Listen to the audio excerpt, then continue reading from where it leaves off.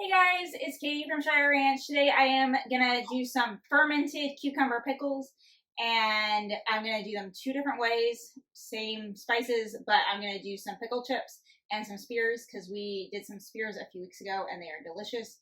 And we need cucumber chips for sandwiches and burgers and all that jazz.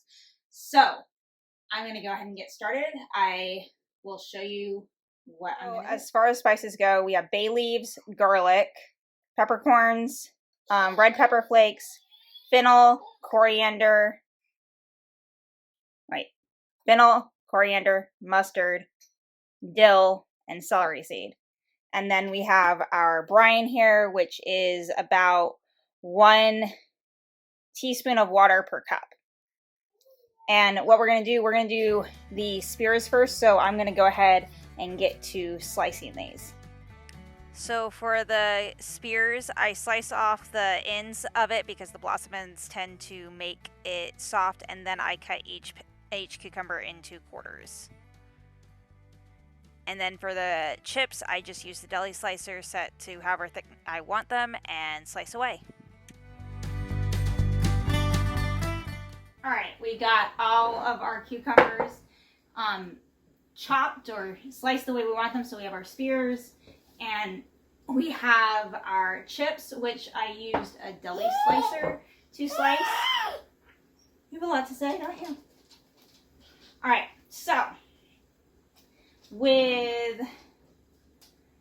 the spears, I'm going to go ahead and put half of my garlic in each jar, and I'm using like 12-ish cloves. You can use more, you can use less. I would go with more than less. Alright, so then we have, let's see, celery seed. And we're going to put half in each. In each of the glasses is a teaspoon. So I'm just going to scoop out a teaspoon from each. Then we have our fennel. Oops, where are you? Yeah.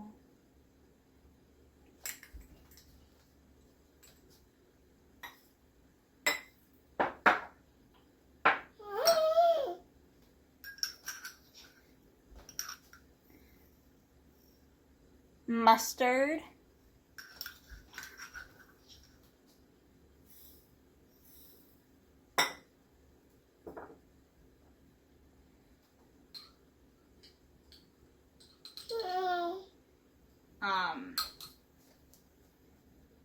red pepper flakes.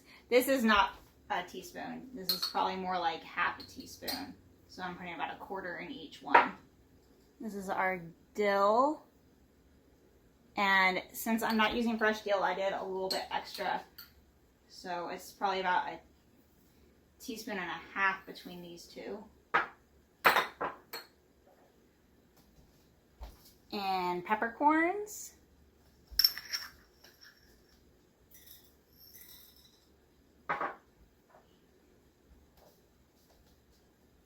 And lastly, coriander.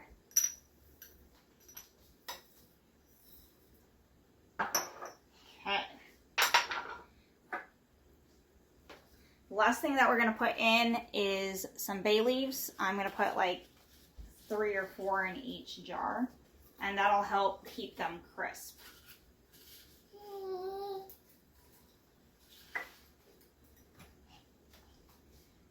So there are the spears.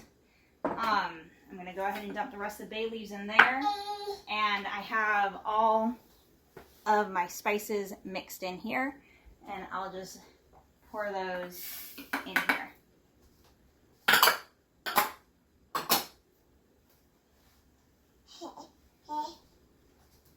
Alright, so we have our brine solution, and I'm actually going to give it a little bit of a stir.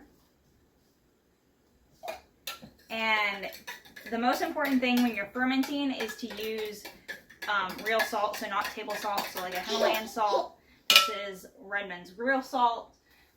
Just nothing that's iodized. And then I'll just pour.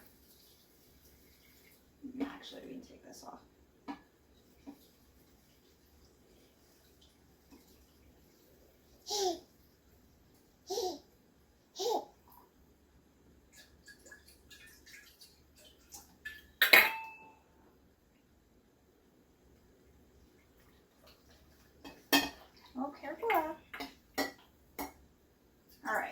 So it looks like we need another couple cups. So I'm going to go grab some water out of our Berkey filter.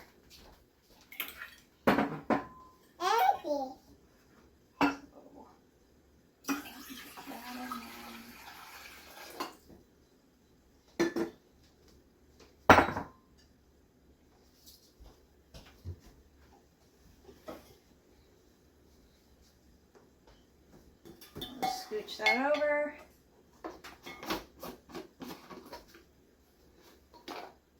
I added 2 cups, so I'm going to add about 2 teaspoons of water.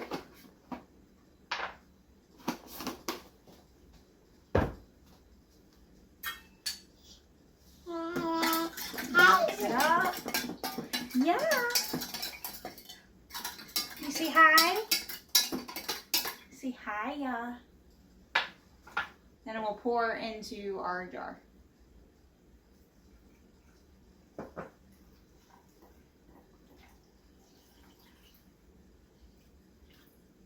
All right. All right. Now we need our fermenting lids. So let me grab all the lids. So I have a couple different types of fermenting lids. You could just put a regular lid on and burp it every day. You just don't want it to build up pressure and potentially explode. But before you put a lid on, you need to weigh it down somehow. And I have these wonderful glass fermenting weights that I can use. And I probably filled these a little bit full. That's okay. I also have these fermenting springs, which are kind of cool. And it's the same idea. And so, let's see. I'll use a spring on this one too. Okay. So as far as lids go, I have 2 different kinds. I have these ones that come from Ball, and it has a little gasket there that makes it an airlock. So we'll use that on one. Actually, we'll use, since I have 2 of them out, I'll use this one and this one. All right. And the other lid I have is multiple parts. So you have a lid that fits onto a wide mouth jar. This little airlock that pops in on this gasket. And then you fill this with water and put that in, and it makes it an airlock.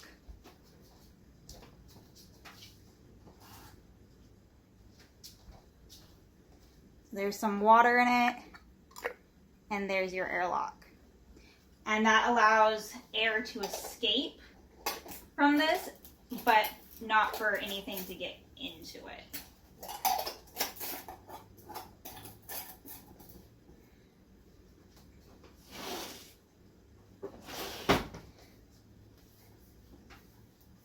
So I'm going to wipe down my jars.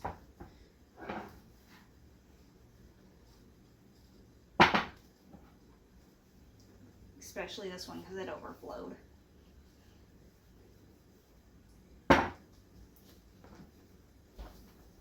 The way I do it is I use masking tape and a Sharpie, and I write something like cucumber,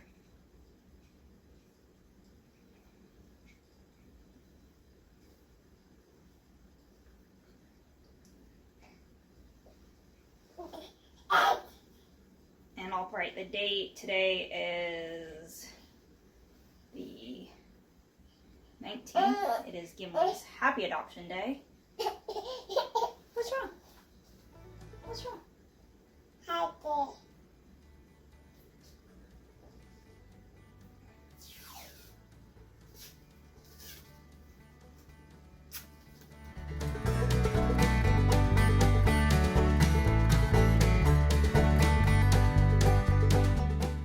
The last thing I'm going to do is get a cookie sheet with a little kitchen towel on it and put them on that. And that way, if they do leak, the mess is contained.